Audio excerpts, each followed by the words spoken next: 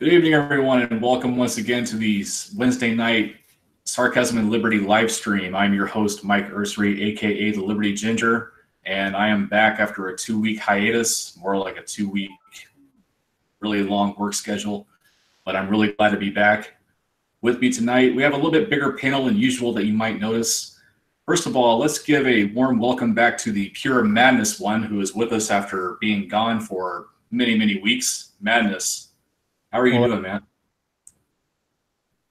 All right. And Pat Sullivan is with us tonight. He's with us before. He was gone for a little while, but he's here tonight. Pat, we're really happy to have you here. Thanks. Glad to be here. Awesome. And of course, Amos Joseph on loan from Shitlord Preachers, as always, the annoyed monarchist daughter.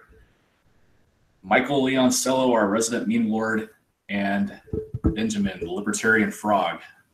Gentlemen, how's everyone doing? Yeah, we're all good. I'm all good, thanks. Doing good. I'm still living here, so garbage. What's that? I'm still living here, so garbage. The same staple he has every week, or when he was here. Just like old times. Yes. That's his intro. Yep. Those of you who are watching, we're really glad you could tune in tonight because we're talking about a pretty big topic. If you've been watching the news, you've probably seen what's been happening over in France. Well, it started in France, and it's kind of made its way over to Belgium and also to the Netherlands. There is something happening in Europe right now. And first of all, I just want to say, America, I hope we are all paying attention to this. As you might know, France imposed a fuel tax to try to curb climate change. The citizens are unhappy with it. Now, this isn't just the fuel tax, but the citizens are unhappy with the French government and primarily their leader, Macron. They've been unhappy with him for a long time. And now they are starting to rise up and they are doing something about it. If you've been watching the news, you've seen there have been riots happening, not just in Paris, but all over France. People wearing yellow vests. And Benjamin's going to talk to us about this tonight. First of all, Benjamin, could you give us the backstory behind the yellow vest? Like, why is it everyone is wearing a yellow vest who participates in these protests? Okay, so the idea of the yellow vest was to find a symbol that everybody has on them and a symbol that really explains the thing they're protesting. So in France, legally, you have to have a high-vis jacket in your car as well as a high-vis triangle and a first aid kit. So the idea was if you wear your high-vis jacket, then you're part of the movement, and because it's something that everybody's fighting for, which is the fuel tax, then it symbolizes that struggle in particular. Yeah. Okay. All right. Now, what is it about this fuel tax? Well, I guess. Well, first, my first question for you is, how much is this fuel tax that they've imposed? Ever since the fuel tax was announced, the fuel prices have started going up, and that was without the tax in the first place. So the tax originally is about 30% extra per litre. So essentially, you're paying 30% more every time you're filling up your car. So at the moment, it's gone back down a bit. So it was at one point €1.63. So that's about converted. So I converted it to dollars per gallon so that you guys can understand. So it was just under $8 per gallon. What? Just underneath. It was about 7.8. 7.8. And so from there, that was without the without the tax, which was supposed to come in January, and then they were going to add another 30% on that. So basically, you would be paying about €2 per litre. Yeah. So that's why a lot of people are very unhappy because people can't afford that. Well, obviously, yeah. I mean, like here in America, if we were paying $8 a gallon, I don't know how anyone would be able to afford that. How much is it per gallon at the moment for you guys? Oh gosh, right now it's $2.50. Yeah, right. Exactly. Depends on what state you're in. Usually, most expensive is in like Alaska or Hawaii. I should say is the most expensive. Yeah, Alaska ain't even America, man. Let's be honest. It's about $2 a gallon here in the central U.S. It's about 205 here where I live. Wait, Yeah, how much liter goes into a gallon? just a hair under 4, about 3.78. 4.6, isn't it? yeah, 3.78. Okay. so about 2 deciliters shy.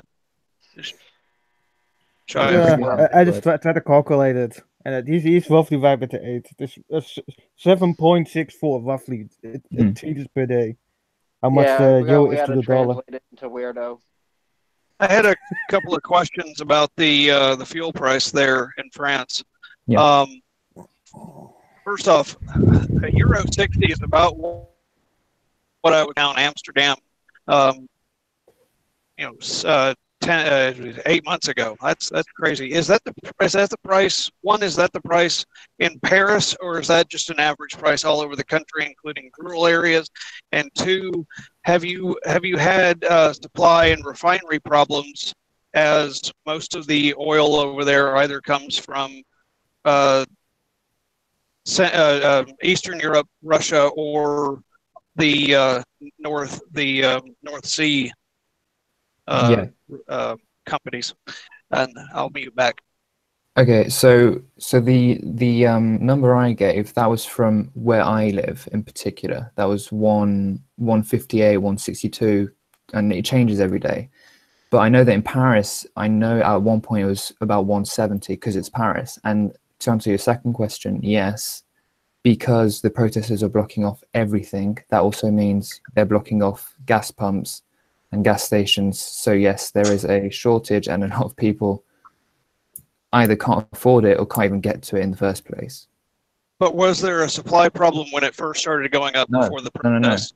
No, it's just stocking up on the motorway in the middle of nowhere because nobody can get anywhere with it. There wasn't a problem. So the refineries are supplied, but the trucks can't leave the refineries with it because they can't get where they need to go. Got it. Yeah, and that's only a recent problem though. Like Gotcha. in my town, for example, it's been about 2 days since the pumps haven't been filled up, for example. Wow, those tanks are probably dry then. I'd also like to add that generally speaking, in comparison with America, France has a lot more fuel efficient and compact cars. So generally, you guys will get a better mile to the gallon than we will. Yeah, but that's still very recent though. Still a lot of people rely on petrol and have just fully petrol cars. They don't have hybrids as much. I mean, it's starting, but it's not as popular yet. Also, for all of our listeners, the last conversion rate I looked at on Sunday, I had something I had to look it up for, was $1.12 to a euro. Okay. All right. Just to kind of paint you a picture of what these riots have been like. People have been turning over cars. They've been setting cars on fire. They've been vandalizing buildings. They vandalized the Triumph d'Or, if you're familiar with what that is in Paris. There has been widespread anger, widespread chaos, and this is all because citizens are revolting against a government that they think is treating them unfairly. The DR Triumph, whatever it's called. Anyway, now this isn't just because of the fuel tax, correct, Benjamin? Is there other the people are starting to rise up like this? Yeah, so the fuel tax was one of the main ones, obviously, but as every protest goes, suddenly people start going off in different directions and start asking for different things. So obviously the fuel one was an important one because it affects everybody. But then you have so there's this new tax that's been imposed. So quick rundown. So last year Macron stopped taxing the ultra rich, which there was this tax called the rich tax, and you just tax wealth basically. Suddenly they realized, well, now there's a huge deficit and we need to fill that up. So what we're going to do, we're going to start taxing people who are retired. And so we're going to people who are retired and who rely on the government for money, they're starting to get a lot less and they're still paying. So I'm going to use a personal example. My great auntie, she's 93. She worked her whole life, but so she relies on a government pension. So she's going to be losing about 400 euros a month, and then she'll be paying 800 euros in taxes a year. Whereas every year before that, she's never done that before. So she's losing a lot, and a lot of people are losing this. So that's one of the main ones. So that's why it's like a very elitist kind of president that we have. You know, he's like helping the rich, which, you know, isn't what people are necessarily for. There's also they're cutting back on the fire department. So recently, the Prime Minister was visiting a fire department, and all 95 firefighters turned their back on him in protest. He got angry and went off. But you're starting to see that all over France. I remember in the south, I think it was about 85% of firefighters who support this whole protest. You're starting to see it with police officers as well. So there's a lot. It's mostly down to taxes, mainly down to money. It's also how people reckon that he's. So we call him a Jupiterian president. He looks at you from far above, and he looks down on you, and he's like, well, I think I know better than you. Whereas, you know, 99% of the people don't agree with him at all. So, yeah. And just to come back to what you were saying, I don't agree with the destruction of private property or historical artifacts and tagging and all of that. I think that's rubbish, and it tarnishes the cause. And I think the cause originally is a very good one. Okay. Now, I was doing some reading, and one thing that they've done is they are blaming this on, I guess it's the right wing in France. And one person that they're putting this blame on is Marine Le Pen. She ran against Macron in the last French election. Yeah. Is she just like the scapegoat in this, or does she actually have any involvement? No. So the thing is, the media, the French media in particular, have tried to pin the blame on her. It's like she's the one who's told everyone to go onto the streets. She has said, go protest, go practice your right to protest. She has said that. But so have half the assembly, like half the National Assembly have said that, because most people don't agree with it. So, and also because basically that's the opposition party. Le Pen's party is the opposition party, and she's gaining so much popularity right now. Macron at the moment is at between 24 and 32% popularity rates, which is the lowest for any president in modern times in France. And she is at about 60% at the moment. So they've just completely flipped. And, you know, when we say there's a rise in right-wing politics in Europe, you can definitely see it happening here.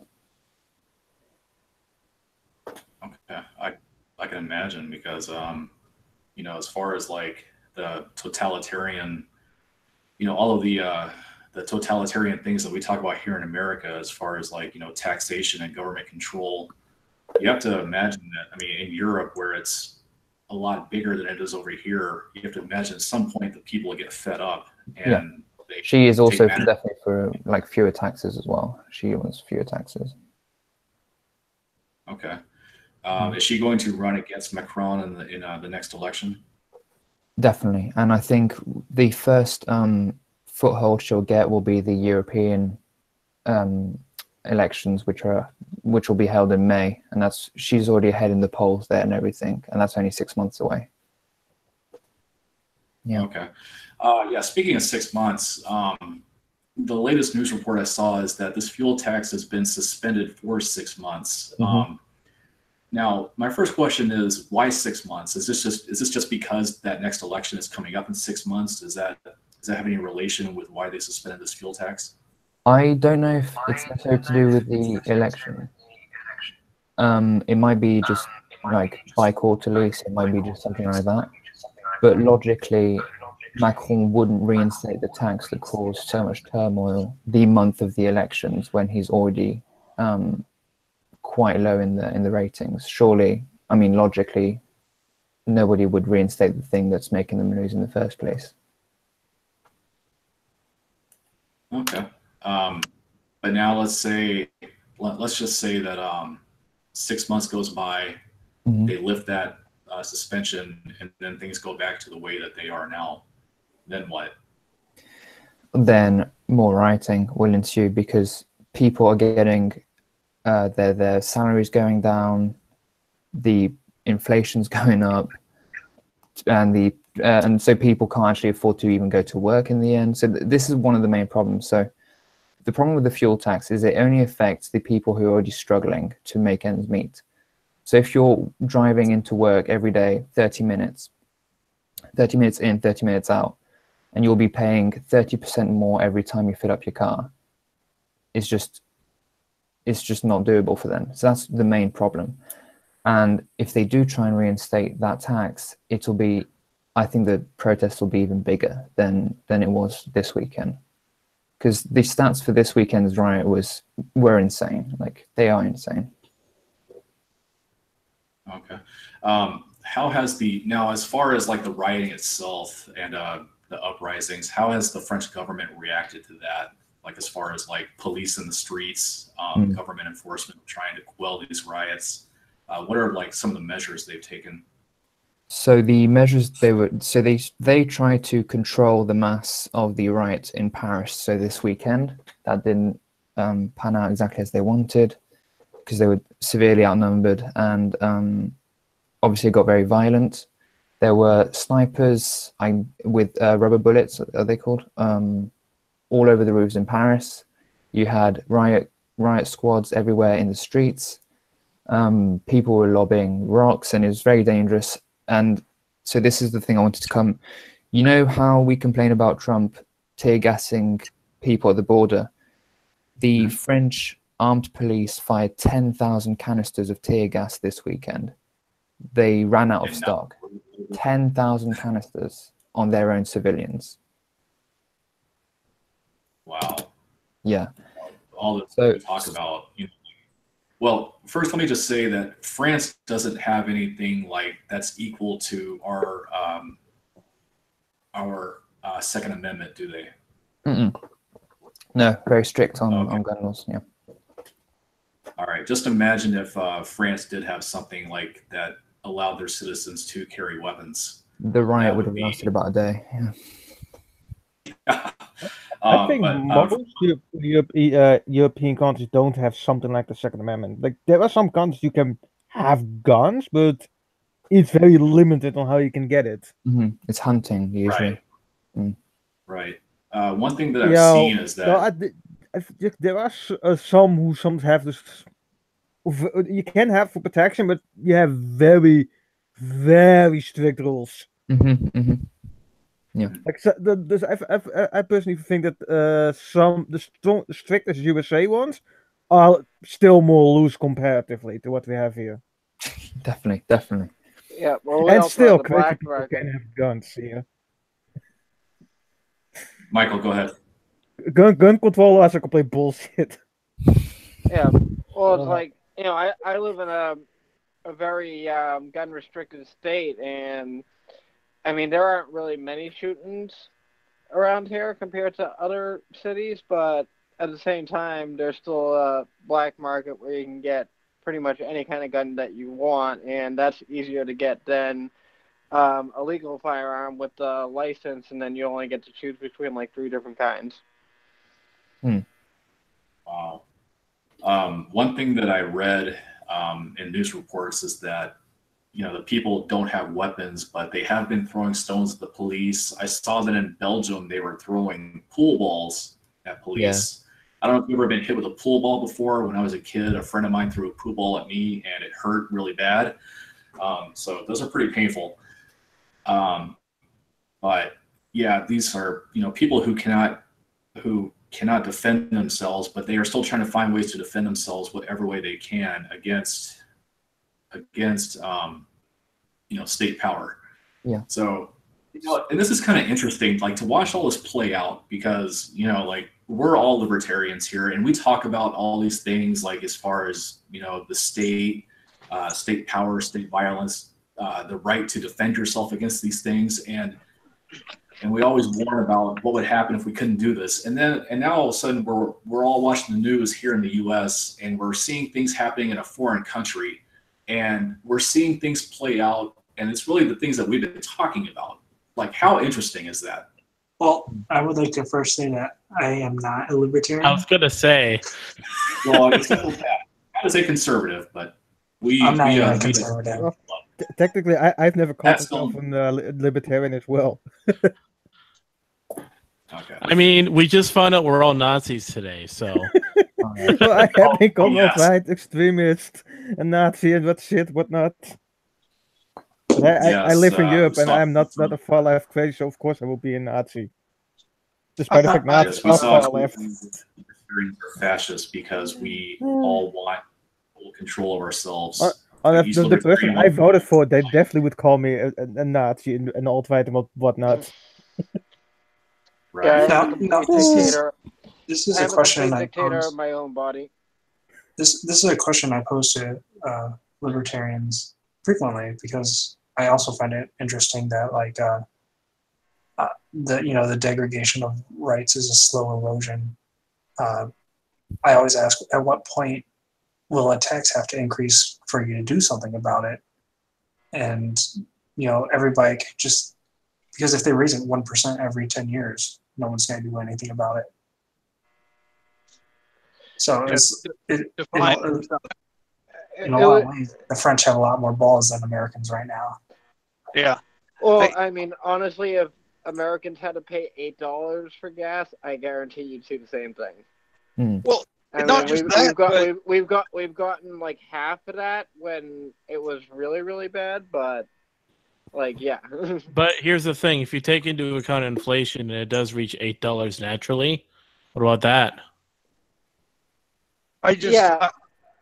If it ever hit $8, the cost of transporting goods in this country would double. It would triple overnight. And I mean, if it were to happen, instantly. From a transportation perspective, everything that is in your house that you can see, you can touch, came to you on a truck. And imagine all of those costing between 50 and 75% more on it to be what's the word I'm looking for? To look on the bright side. In a good calculation, it would be between 50% higher and double. That would come to cause this country to come to a screeching halt, literally and figuratively. But that's the thing. Our politicians are dumb, but they're not as dumb to impose a steep tax immediately that high. At what point does our tax have to increase to where you basically get together, round up a posse, and resist the government? Yeah. I'd say probably quadruple the rate of inflation. Yeah. Oh, just like the whole French thing. He said it went up to $8. I'm not sure what it normally is there, but it would have to be something necessary that everyone uses, or most people use at least, and it would have to be an exorbitant jump from where it was yesterday. Well, they have in Europe, and correct me if I'm wrong, Ben. Their fuel tax. I mean, their fuel prices are somewhere between 35 to 60% tax, depending on the country. It would be double the taxation rate of California for fuel, because California and Hawaii are one of the highest fuel tax states. For all of our viewers, our federal and state taxes for fuel are somewhere between 60 and 90 cents total on a gallon. Depending, could be higher, could be lower. I had another question for Ben, if I may. How much have those riots been co-opted for other purposes by more nefarious groups such as Antifa, etc.? Not just the half of 1% right wing that they're trying to blame it all on, but the actual nefarious people that like turning over cars and starting dumpster fires and throwing rocks at cops. Yes. So like, do you guys remember the UK riots in 2011, like London, Manchester, and it started as a legitimate protest, and then it turned into a riot because people started adding, and they were just like, do you know what? Let's just riot, let's just loot, let's do all of this, right? Something similar is happening because it's inevitable. But as you were asking, Arto, it's like, so the main cause was the fuel. Then people going off and saying, well, actually, my pension isn't going to be as good, so I want to sort this out. And then another group is like, well, can we raise the minimum wage? And then there's another group that's going, what about the firefighters? Another group's going, what about the teachers? What about subscription fees? And now all of a sudden the students are coming in, and usually when the students start coming in, that's going to be interesting. Sounds like the protest version of going shopping for groceries hungry. Yeah, you go pretty much. one Exactly or two that, things, yeah. and then you fill your cart when you're walking out. Yeah, and that's the problem as well, because so whenever the government says, oh well, can I have one of the people to come into negotiations or to come and talk with us, there's 55 different people who are coming up because they all want different things. So it's very confused. The government isn't very communicative, and neither the protesters. And I think at this point, the protesters and the rioters, because I do make the difference, there is a difference between the two. And I think it's all, they're at this point, they just want to protest. They don't want to talk. They just want to make it themselves seen and heard at this point. That's I have to say that's the philosophic tragedy of the protest, is that it lost its initiative and cohesive message. Yeah. But again, I'm pretty sure 85% of France completely, fully endorse this protest, the fuel one originally. It's 85%. It ranges from 76 to 85%, but 85% is the highest one, yeah. Wow. It's not like it's a minority. It's a lot of people, and even people you wouldn't necessarily expect. So you mentioned Antifa. Even Antifa on the side of the protesters, like, you know. Yeah, commies have to pay for gas too. Right. Real quick, we already had a crowd in here, but what's one more? Josh has just joined the stream. Josh, how's it going, buddy? Hey guys. Yeah, I wasn't gonna join tonight, but here you are. Here I am. Yeah, I started listening to it. I was like, well, I'll listen to this for a few minutes before I go to bed, and then I couldn't stop listening because you guys are too damn interesting. So I was like, fuck it, I'll join for a little bit. So I'll probably be on here for that. I might just be hanging out in the background, but you guys, I do gotta say, like, I've loved this stream so far. Like you, and I do want to say something that Otter said, like, right when I joined, was that it's the equivalent to shopping when you're hungry, like some of the riot protesting stuff. That was an amazing analogy. And then I want to say to Michael, like, we need to meme that shit as soon as possible. Like, that's a good line. But no, you guys have been doing a good job. I'm really glad Ben was able to join. I'm probably not going to have a ton of input. I just wanted to be able to, like, kind of listen as the night goes on for however long I'm awake. But yeah, keep going. Don't mind me. Thanks, man. You've got us hooked into your SMR speaker, don't you? What was that? I said you've got us hooked into an ASMR speaker while you're going to sleep. I'm on my phone, so it's just fucking weird. It's I know when I use my phone, it's weird. So I'm not on my computer. Number two. I can't sit up straight in a seat right now because of my back, so I have to kind of lay down. So I have to use my phone. All right, Josh, what question I will ask you, asked the panel already, but I was saying earlier that, you know, as far as like things like state control, state power, rebelling against state power, like all the things that we talk about as libertarians, that we talk about could happen here in America. We're watching it happen in a foreign country, and it's where people don't have as many rights as what we have here. Nope, I don't. And I was asking people, yeah, how interesting is that to watch it play out in real time? A good point is that we've seen a lot in the kind of European countries, the rights being more and more restricted.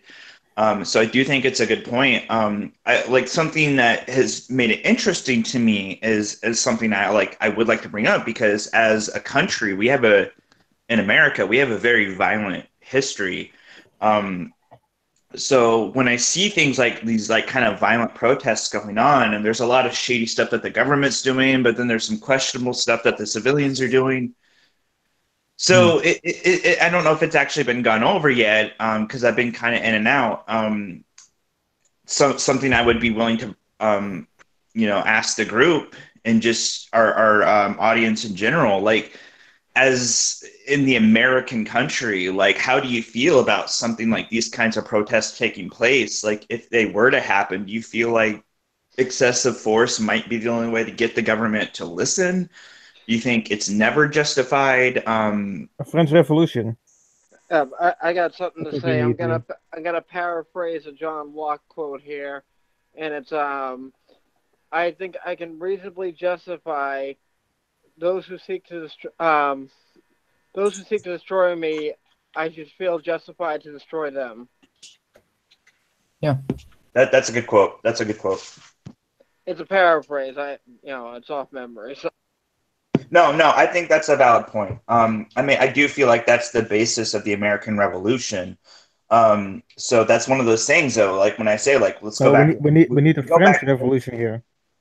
Yeah, and I'm like, everybody's got their own kind of revolutions for the most part. But I'm like, if we're gonna kind of switch, like, take what's going on in France and look at it into American context, could we get away with something so violent and actually change the government's minds in this day and age? I think the geography of a country really does affect whether or not a protest is lucrative or not, because that's a good point. Because so obviously France is a lot smaller than the US, and the fact that Paris, for example, you can cram in 2 million, 3 million protesters in one town, right? Or in one city even. But then people from the outskirts can come in as well. So it's all very tight knit and very close. So it's very focused. And I don't think it'd be similar, because you can't just all go to Washington, because it's massive. See, Ben, this is exactly why I wanted you on this stream, because you got some good insight on that kind of stuff and comparisons. Now, Josh, my question to you is, at what point would the government have to overreach for you to get a posse going to go after them? That's a good question, actually. That's a very valid question. I think we're already bordering on that, honestly. And like, surprisingly enough, it's not even the people that you would expect that are initiating these kinds of protests. It's people like Antifa and stuff that are initiating these extremely violent protests. And the more that the mainstream media tries to be like, well, that's acceptable because they're unhappy, the more these kinds of protests are actually going to become way more tolerable. And people, even like non-aggression libertarians, are going to start to be like, I've had enough. I'm going to do whatever it takes to retain my freedom. Like, I do feel like I can't honestly give you a solid answer, because I just don't know what that breaking point might be. I do feel like that question alone would be a great discussion for like a whole live stream, if we got some like end caps and stuff on. But go ahead. I'm sorry if I may interject. I think one of the differences here is one of the ways we can measure a protest here and how effective it would be is, you saw how quickly France decided to change their minds on the tax, because their enforcers, the people who make their laws happen, all took off their helmet, and most of them took off their helmets and said, "We're with you guys on this. Don't throw rocks at us. We're here to stand with you." And as soon as the cops here say, "We're with you, we're against the guys that sign our paycheck because we agree with you instead of them," that's when you know the tide will turn. We have to measure here a riot. The riots we have here were L.A., Ferguson. Yeah. The most peaceful riot we had wasn't actually a riot. It was the Tea Party protest in 2010, 2009. And you saw how little actually happened when you had, even though you had 750,000 people standing in Washington saying that this is enough. No, I would say that's an excellent point, Otter. Actually, like the success of a riot could actually, I would say the success of the impact of the riot can depend on the support you have behind it. If you have people from the state actually backing you, it lends a lot more credence to your cause. If you're kind of, if you like the enforcers of the regulation or law that they are in the wrong enough to cease enforcing it, that's when I think the tide will yes, and that's very valid point. I agree. Yeah, and it's all about size. It's all about the numbers game. Because I mean, you even look back to the presidential election and how many people were taken to the streets in their little pink hats and all that. And then, 75% of the country is like, you guys are all idiots. Like, what are you exactly protesting? But when you get that 75% to be really pissed about what that, 10% of loony left was pissed about with the whole Trump misogyny, whatever, that's when you're going to see real change, because this thing in France, it's not really political people. It's regular people that are just pissed off at circumstance. I think that's what it's going to take. A good point is Ben, jump in and correct me if you feel like I'm wrong, but I would say from what I observed and some of the information you've actually sent me, it does seem like a lot of the protests, they are not politically motivated. It was just average people being fed up with the way the government in general was functioning and doing something. Yeah, so one of the main complaints of the protesters is the disassociation between the government and normal folk, basically. So and I agree with this, the people who run our government, they are light years away from living like regular folk live in France, right? They probably don't do any shopping themselves. I mean, I think we can say this for most politicians. I don't think they do their own shopping, and they don't really. So like how every country has their equivalent of how much is a liter of milk or how much is a pint of milk. In France, it's how much is a baguette, obviously, right? And so we asked this to about 60 representatives. None of them knew, obviously, because they're living lives that 99% of France don't live. No, so it shows that out of touch kind of mentality. Exactly. And Macron has only reinforced that, and that's why we call him a Jupiterian president, because he's so high above everyone and he's just so disassociated. It's just like out of touch completely. Most EU leaders are like that. They are very much not in contact with the people.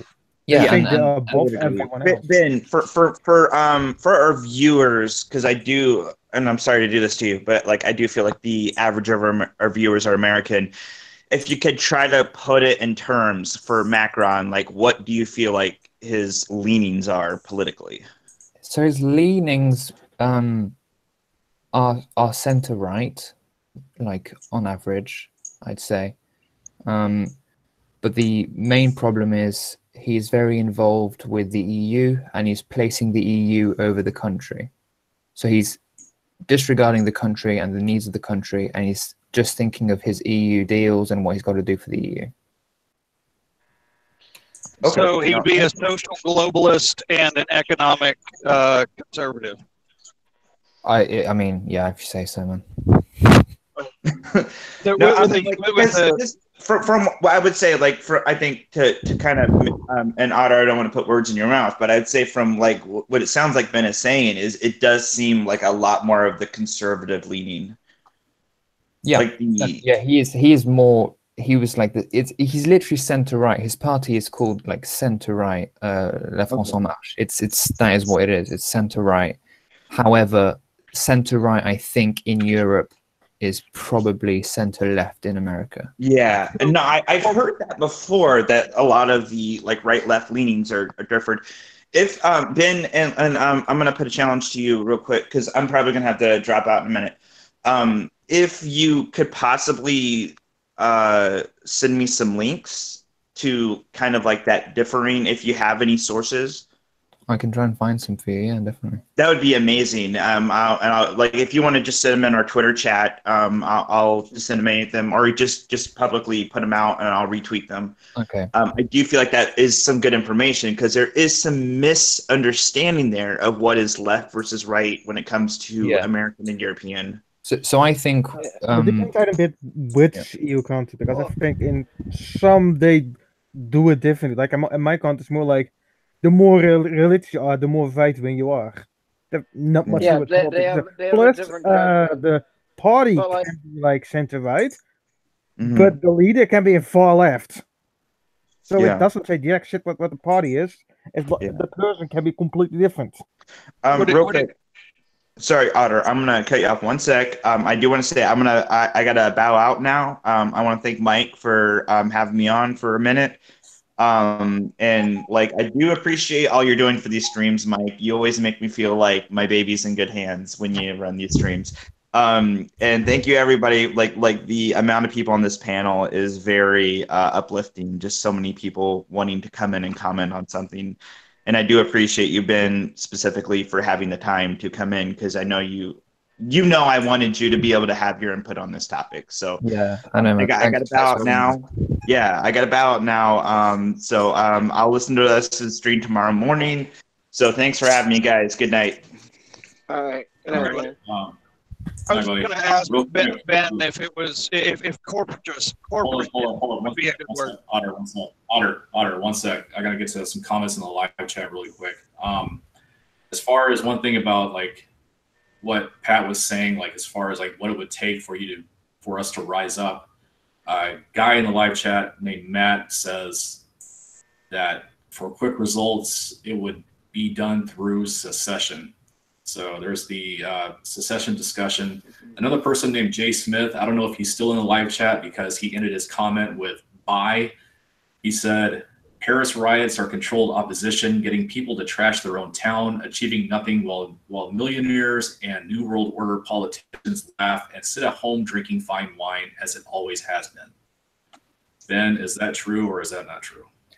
I think that used to be true. I do think so. And I think it will happen still to an extent. But there has been a small victory on the protesters' side because that tax won't be coming into account now. Probably won't ever at this point because of, well, as we were talking about earlier, the elections in May, and that's in 6 months' time. So I think I think we should count the small victories. I think that definitely does count. They're also now talking about reinstating the normal salary for ambulance drivers, finally, and getting rid of that tax on the of people in retirement. So they're small wins, and as Jay Smith was saying, yes, that will also inevitably happen because they do control everything. But there are still small wins out there that we can still get our hands on, and I think that's important.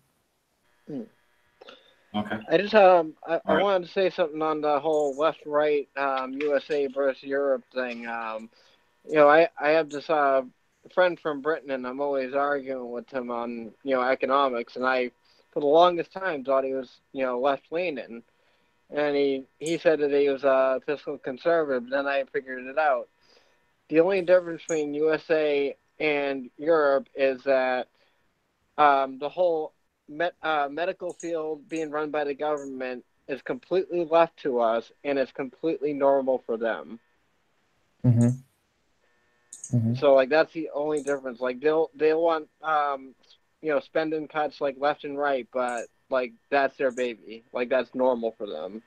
To us, it's absolute madness. Don't ever, like, if you're in the UK, don't ever say, oh, the NHS isn't very good, the National Health Service isn't very good, because they will attack you, and they always go, oh, but the NHS saved my life, or saved my nan's life. It's like, yeah, but it's also impoverished, and you have to wait 7 hours for, basic treatment. So unless you live under it, like literally living under it, mm-hmm. Then they don't see you no longer as a human being.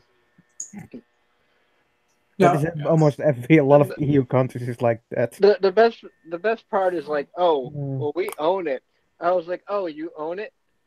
Shut it down right now to prove you own it. Right. Yeah, you don't own it. We'll say that based on certain representatives who are entering Congress next month, you kind of get the feeling that we are creeping closer and closer to that here in America. Of course, 2020 election would really say a lot in as far as how much of a reality that becomes if, say, Trump loses his election and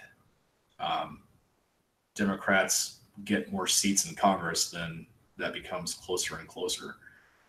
But enough about that. Otter, I believe you had a question you wanted to ask Ben before I cut you off. Let's see, is my mic on? Okay.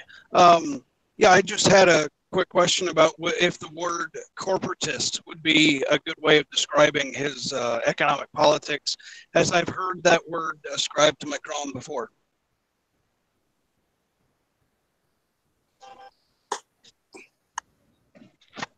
This thing on?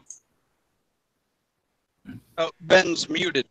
Oh, my bad. So, yeah, I have seen that term come up a lot more recently, especially when talking about him. I don't know enough of that particular term to say yes or no, but from what I've been reading, and I've been reading like ultra-liberal newspapers in France and ultra-right-wing ones, and they all seem to come up with the same word. So at least the left and the right agree on that kind of term. Yeah. Good that their consensus is good. Yeah. But again, yeah. So coming back to what people are saying, it's like he's definitely a globalist, and it's like he's the bigger picture for him is Europe, and he's completely neglecting the people who are on food stamps and who can't drive to work anymore because of stupid taxes. When your entire world is large metropolitans, places with the egalitarian virtues of those places, the people that put food on your plate are just as foreign as someone from the other side of the globe. Yeah. Well said. Okay. Anyway. Now, I'm sure it's not just Macron that the people are upset with. They're upset with the French government as a whole. Now, I don't understand how French elections work. I've never really looked at the French government and seen like their structure, their elections, and all that. But I guess to think of it like how like our elections for Congress go, with a certain Congress member, that person's voted out and somebody else is voted in. Are we going to see something like that in the next French election? I'm sure it's not just Macron who's going to be ousted, right? Yeah, so the way it works is it's 2 rounds and it's a popular vote. So you have 2 rounds, and the top 4 of the first round go through to the second round, and then you vote for the last remaining 4, right? Macron was elected because the country wasn't ready for Marine Le Pen, the one you mentioned earlier. I think that was the only next the better option, in my opinion, but okay. And I think the next election will see Macron dip entirely, and we'll see the rise of both Le Pen and Jean-Luc Mélenchon, who are both extreme left and extreme right, basically. They're the 2 extremist parties, and they'll be the 2 main popular parties, I believe. Now, is the French extreme right comparable to the American extreme right? Because I've always heard that. That's why it's important to differentiate. So when I say the French extreme right, I'm more talking about Republican and maybe a bit more conservative than Republican, right? Okay. But it's not Nazi, right? There's still a difference between the 2. Because Nazis are far left. Totally Nazi. They're not far left. They're more centrist, but they're just like high on the authoritarian side of it. Would there be a national referendum on Macron, or would there be a vote of no confidence in the National Assembly, much like British Parliament? Yeah, it's a vote of no confidence. However, so they've been talking about this, except that the people, so he has a majority in parliament. However, if he goes, they lose their jobs. So why would they vote why would they vote in a vote of no confidence and lose their jobs? I mean, they're going to put party over values. Yeah. Not that we know anything about that here in America. No, God, no. Oh boy. How much longer do you anticipate these riots going? Now that this tax has been lifted, do you think they're going to steadily drop and then just end, or do you think they'll go on for much longer? I think they'll definitely be going on for a bit. So for the moment, we know that this weekend's going to be a big riot weekend. So as I mentioned earlier, students are starting to join in because of their various reasons. Farmers next week are going on strike and protesting. So that means tractors in the middle of the roads blocking everything off. Truck drivers are going to protest as well next week. So that means, less fuel for everyone, food not being delivered. And this is also something I wanted to mention. So as I was saying earlier before the stream, I live in a very small town, about 10,000 people who live there. The main supermarket has been blocked off. The entrances are blocked off. So people can't actually get to supermarkets and are having to drive. This is how disruptive this riot is. And it's almost, people are almost okay with it. However, people still do need to get food, obviously, at one point. But so I do think the riots and protests will be going on for at least another week, definitely. And this is like intense ones. I know that France have had to borrow and buy a lot of tear gas canisters again, because as I mentioned earlier, they've used 10,000 on civilians last weekend. And if they're going to be a lot bigger this weekend, they're going to need even more.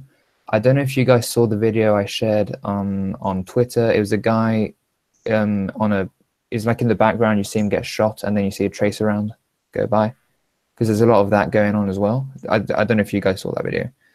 I saw that video. I also saw that they had snipers posted on the rooftops. Yeah. So it's definitely them. So we know it's them. So there will be, I think, there will be more clashes, because there's a difference. Because in France, you have three different types of police. You have the police, you have the gendarmes, who are like armed police, and then you have riot police, right? And then you have the army. But Macron hasn't called a state of emergency yet. And the problem is, if he does call a state of emergency, under technical rule, you're not allowed to protest during a state of emergency. However, that's not going to happen, obviously, because people are still going to go out and protest and riot, even if there's a state of emergency or not. Yeah, sorry. Sorry, just one quick thing. Then I had a question. I guess we can take it off that. But let me get this straight. The grocery stores are becoming empty, and they're being blocked off, and the government doesn't want to acquiesce to demands. Why are the words "let them eat cake" ringing through my head? So it's what I was saying earlier. The problem is, nobody's coming forward to talk with the government, and the government's not offering anybody to come and talk to. So the thing is, and it's what we were saying earlier, it's like somebody wants this and another person wants this and they want that and I want this. And so you can't, and they're not willing to cater to everybody. So it's very limited. And what they're doing at the moment, they're focusing mainly on the petrol tax, which has been one. But now so the farmers are going on strike, I believe, because they'll be losing out on the produce they sell to the EU. So that's why they're going to go on strike. So it's all a bit of a massive mess, and they're focusing on food in particular. So they're trying to get those demands fixed straight away by blocking people from going shopping. Sorry.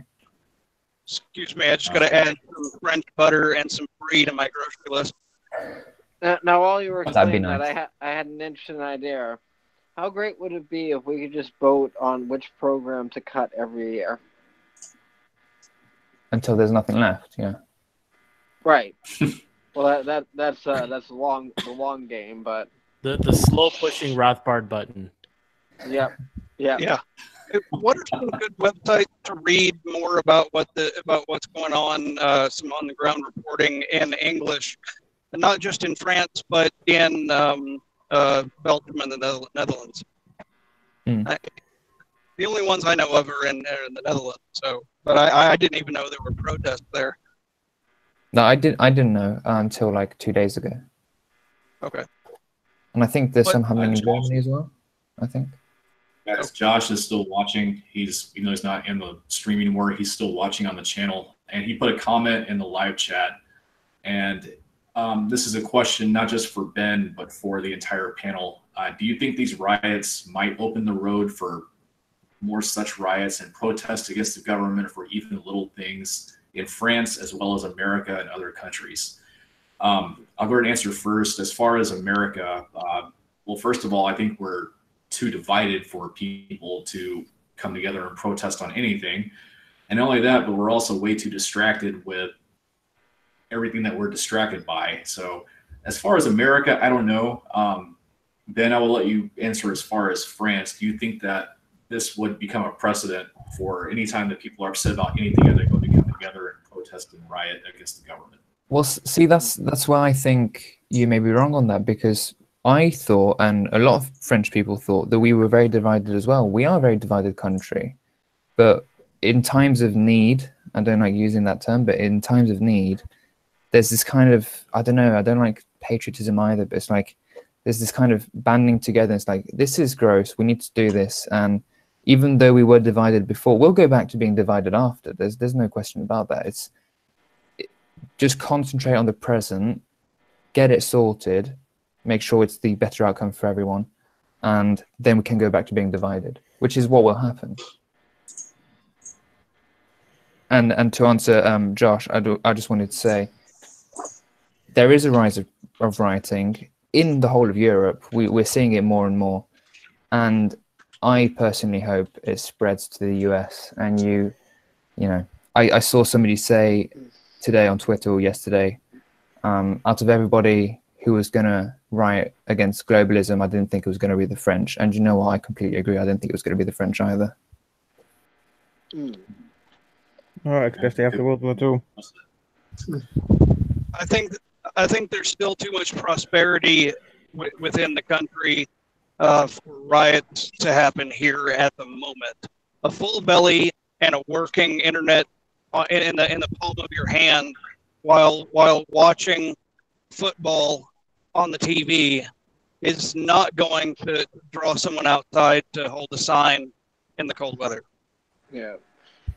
And it takes what's the word I'm looking for? Adversity to unite under duress, I guess is the way I'd put that. Yeah, and like Amos was saying earlier, it's been like a slow process of gradually screwing with us, and boiled frog. I just completely lost my train of thought on that. Move past me, I'll get it back. Maybe distracted was the wrong word. Maybe what I was looking for is that Americans are too content right now because, as far as what Otter brought up with points, as far as, full belly, working internet in the palm of your hand, sitting at home watching TV, watching football, whatever you want to watch. Maybe Americans are too content right now.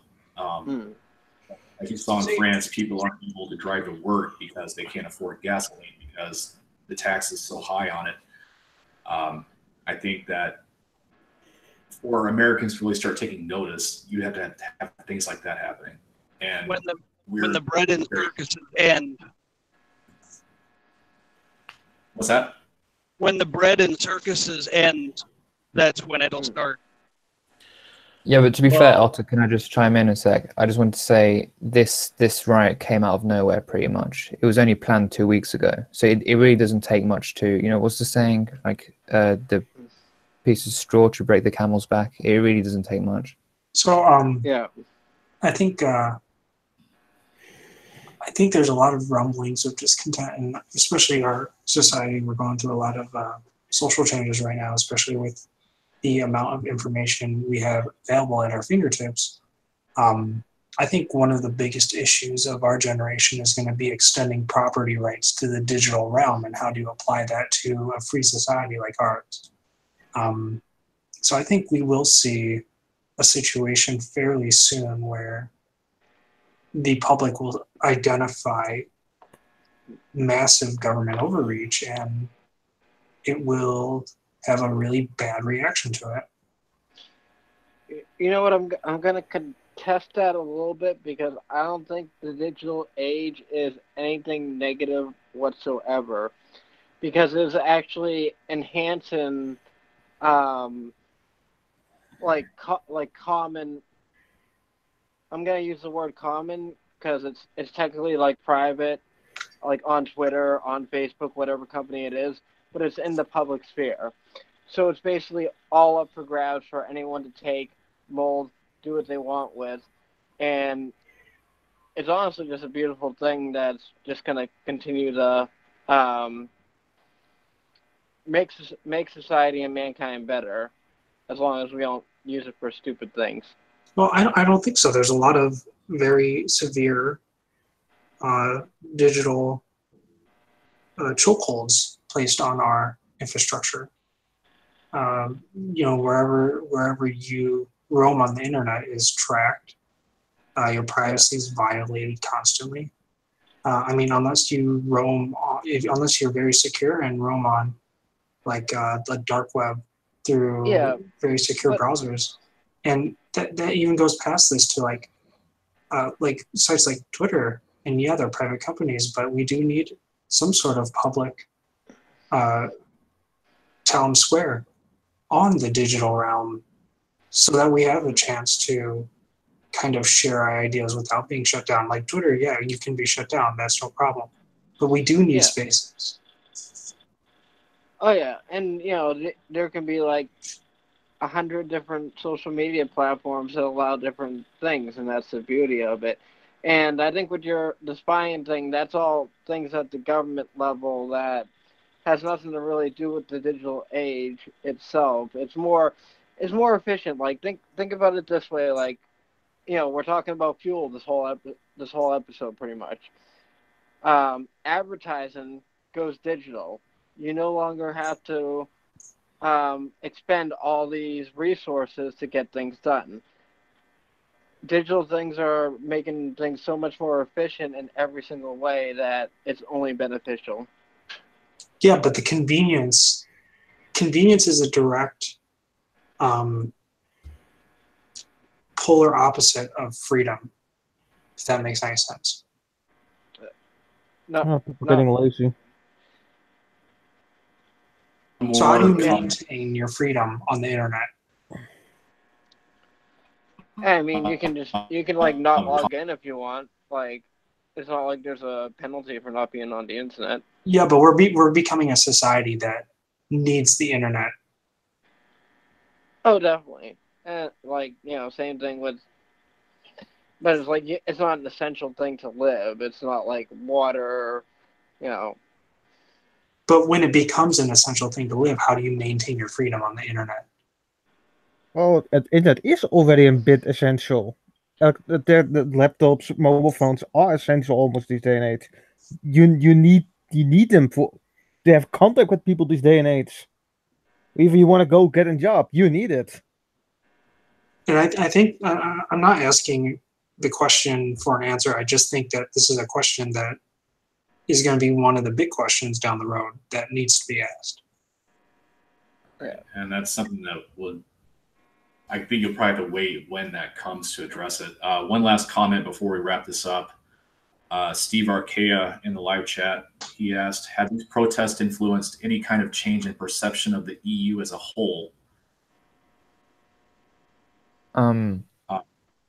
I'd like to think so. I think a lot more people are now cautious, and you've all heard of Article 13. They'll be coming out in January, which is extremely unpopular with young people, and I mean like anyone under the age of 35, pretty much, very unpopular. I know that. So Marine Le Pen, as I mentioned earlier, she's going up in the polls. She wants to leave the EU, so that's telling. I think that's quite telling. Italy, I think, are also going through something similar with Salvini, the prime minister. I think he wants to leave the EU as well. So at this point, I think when the next elections happen, so when would that be actually? I don't know when the next French ones will be, about 2020, I think. I think that will be when we see France leave. If actually no, because both parties. So I mentioned Jean-Luc Mélenchon from the Left Party and Le Pen. They both want to leave the EU. So that's, I mean, yeah. And I do think a lot of people are a lot more cautious now, and they're realizing the EU is very involved in the country, and I don't think they like it that much anymore. Okay. For everyone who's joined us tonight, we really appreciate you watching. This was a really good stream. Ben, you were great tonight. You were very informative. You answered a lot of questions. Thank you so much for coming on tonight and doing this. Really I'm honestly, I'm so honored to even have been given the opportunity. So thank you so much. Absolutely. Absolutely. Everyone else who came on tonight, we appreciate you joining. We appreciate all your input. Every Wednesday night, 9 p.m. Eastern is when you can see us all here. You'll see us all here again next week. Until then, we'll be talking about life, liberty, and sarcasm like we always do. Everyone have a good night.